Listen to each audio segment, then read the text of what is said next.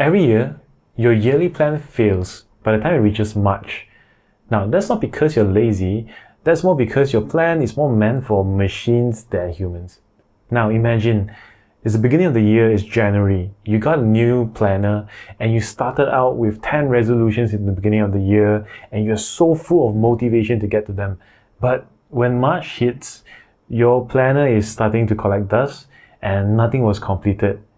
Why is that? That's because your planner treats you like a robot with infinite energy and zero setbacks. Why do most plans fail?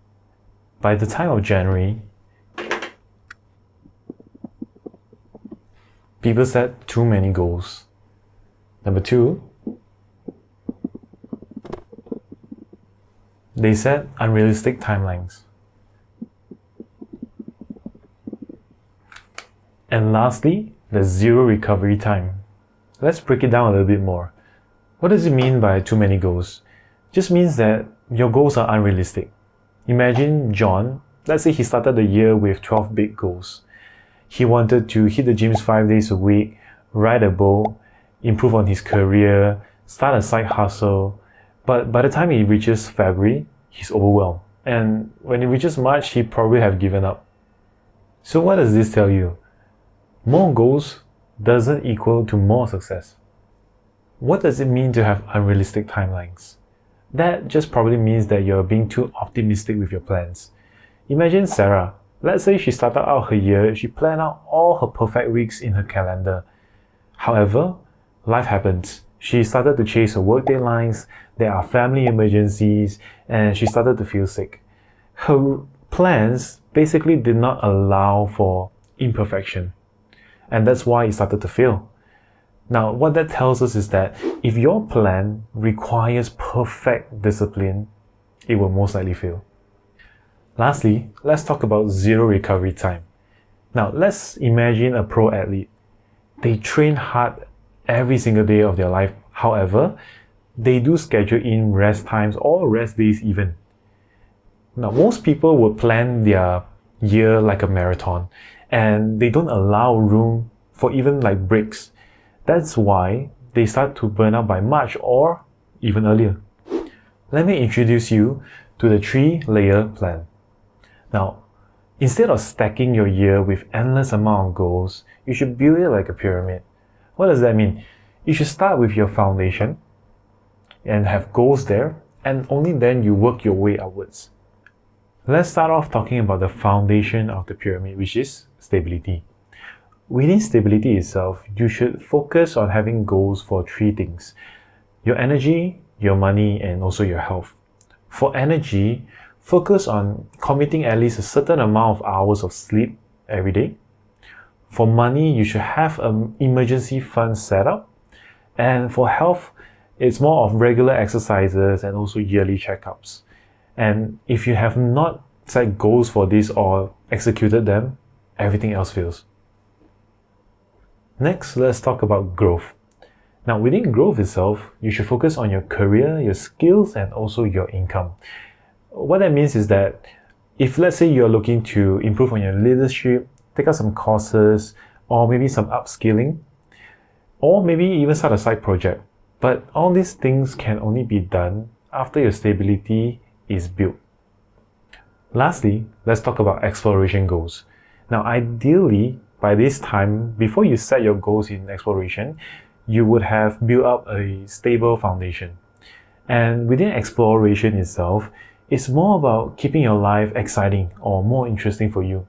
This could be taking up pottery classes, cooking classes, pickleball or bouldering, for example. But just remember, it should be zero or close to no expectations. Before moving to the next part, I hope that you have understood the 3-layer plan and how to have goals within each of those layers. Next, you'll probably be thinking, how should I apply them? Well, there's a very simple rule and straightforward rule that you can utilize, which is the 90-day rule. Basically, don't ever try to plan 12 months ahead and even try adding details in those plans. It's probably not going to work. Why? Because life is just unpredictable.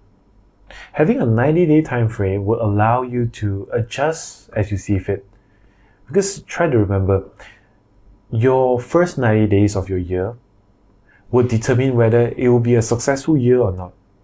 Because you are trying to lock in your habits and try to build a momentum for the rest of the year. Let me give you a few examples of how can you utilize this 90-day rule. Let's say I've rolled out from quarter 1 to quarter 4 what I want to do. And in quarter 1, my plan is to fix my sleep routine and also to work on my work project. Now, you might find that sleep routine falls under stability and also my work project falls under growth. It's part of my 3-layer plan. And what I would do is that, okay, I'm starting to build this habit. I want to sleep at a certain time. I want to sleep for a certain number of hours each day. So I will try to track that. And for my work project, I will try to be ahead. I need to complete this project at a certain time. So let's say after 90 days, I did it, right? I built the habit, I completed my work project. Now, moving to quarter 2, what I would like to do is fitness and also to learn a new skill. Same thing, I try to plan out the first 90 days what I need to do to set and build this momentum and build this habit of, let's say, going to the gym 5 days a week or 4 days a week. And this is how you keep reassessing yourself to see, okay, did I achieve those milestones? And then for quarter 3 and quarter 4, it's the same thing. Reassess. Did you do that well? Should you continue? Do you need to continue? Or is it an inbuilt habit now that you will just use for the rest of your life?